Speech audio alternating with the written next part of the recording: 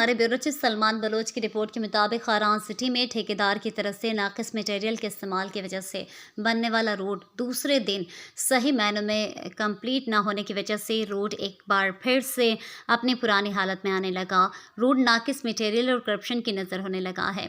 Check and balance ना होने की वजह से मुतालिका ठेकेदार नाकिस मटेरियल के इस्तेमाल करके बिला खौफ खतर आवाम के टैक्स के पैसों को अपनी जेब में डालकर गायब। खारान शहर कलान मगीरी मस्जिद मोहल्ला में कुछ रोज़ कबल ठेकेदार म्यूनसिपल कमेटी खारान के अफसरान की ज़ेर निगरानी रोड तामीर किया गया, जो रोड कम आर्जी 1 इंच ब्लैक टॉप कशन ज़्यादा लग रहा है। नए तामीर होने वाला रोड जगह जगह से उखड़ने लगा। मुतालिका इदारों ने चुप साध ली। खारान में सालों बाद एक रोड अगर बनाया जाए तो हो भी करप्शन की नज़र हो जाता है। रोड के नाकिस मटीरियल के इस्तेमाल करने पर गुज़िश्ता दिनों डिप्टी कमिश्नर खारान की जानिब से नोटिस लेकर कार्रवाई करने की यकीन दहानी कराई गई थी।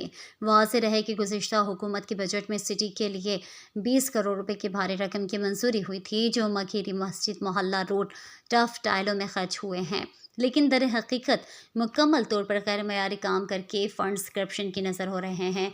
इसी तरह महकमा मवासात व तामीरात खारान की ज़र निगरानी तैयार होने वाला सड़क वट भी तैयार होने के चंद दिन बाद ही टूट गया है, जिसको तहाल बासर ठेकेदार ने नहीं बनाया, जिससे खारान के अवाम और सेपे की यकमुच सड़क पर सफ़र करने वाले लोगों को सख्त मुश्किलात का सामना करना पड़ रहा है।